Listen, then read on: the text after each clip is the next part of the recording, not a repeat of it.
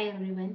चलिए आज एक और चीज़ पर बात करते हैं, बहुत इंपॉर्टेंट चीज़ जिससे हर मदर परेशान रहती है। क्या आपका बच्चा भी 1 से 5 साल की एज में है और उसको बहुत खांसी जुकाम होता है? इतना खांसी जुकाम जो आपको लगता है ठीक ही नहीं हो रहा है, बहुत टाइम से कंटिन्यू चल रहा है, तो आपको अपने बच्चे का टेस्ट कराना चाहिए। एक विटामिन है जिसकी डेफिशिएंसी से बहुत ज़्यादा रेस्पिरेटरी इन्फेक्शंस होते हैं। इस पर्टिकुलर विटामिन की डेफिशिएंसी से रेस्पिरेटरी इन्फेक्शंस तो होते ही हैं, पर वो बहुत टाइम के लिए लिंगर ऑन भी करते हैं।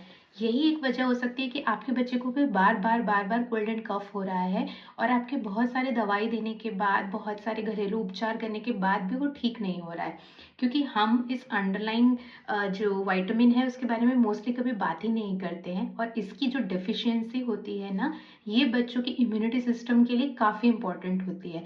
लेकिन क्योंकि शुरू से ही बहुत इग्नोर्ड विटामिन है और इजीली फूड्स में अवेलेबल भी नहीं होता है, तो हम इसके बारे में ना ज़्यादा जानते हैं और ना ही ज़्यादा समझ पाते हैं।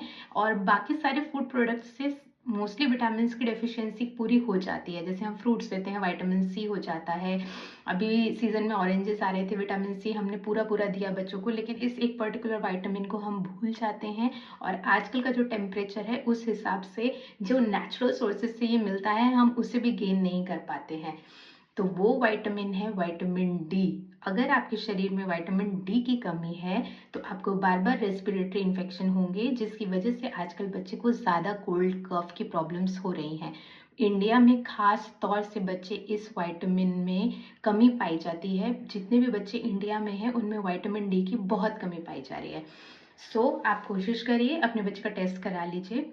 और अगर वो विटामिन डी डेफिशिएंट है तो आप डॉक्टर से सलाह लेकर उसके लिए कोई सिरप भी दे सकते हैं। अगर आप नेचुरल सोर्सेज देना चाहते हैं तो कुछ ही फूड आइटम्स होते हैं जिनमें विटामिन डी प्रेजेंट होता है।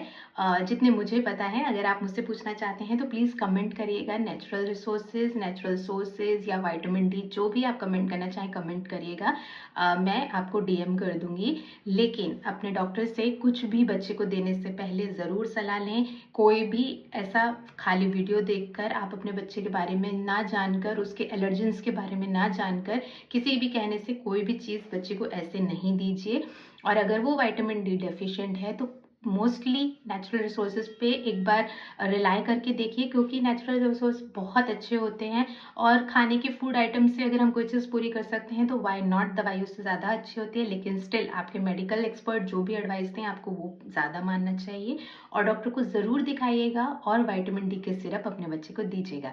इसके अलावा भी आपकी कोई क्वेरी हो, कोई और टॉपिक आप चाहते हो उसके ऊपर मैं वीडियो बनाऊं, तो मुझे ज़रूर बताइए। थैंक